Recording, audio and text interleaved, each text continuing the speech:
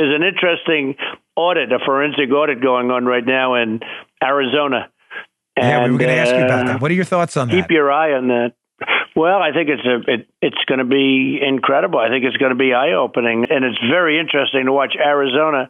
The Democrats sent, I heard, 103 lawyers to try and stop it.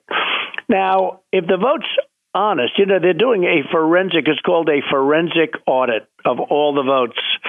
And right. if the election is honest, they're not going to be sending 103 lawyers. What do they have to hide? You say, what do they have to hide? So just keep your eyes out for Arizona.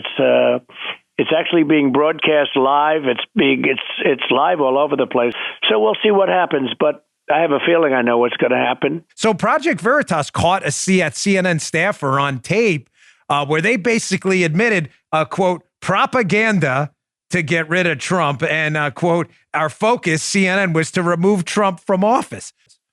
Well, I think the guys at Project Veritas have done a tremendous service. I guess they get taken off Twitter and taken off everything, and they are really fantastic. This was an incredible thing. For this to have happened was just outrageous.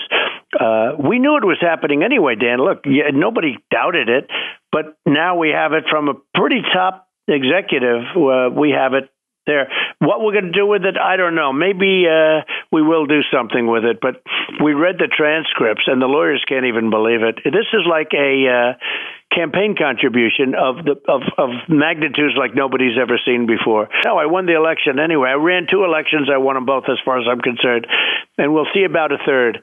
We'll see soon. You'll be one of the first to know. But I will say this, that thank you. Were you going to make this a core focus of your run? I mean, Second Amendment crowd, really got behind you in that 2016 and 2020 run.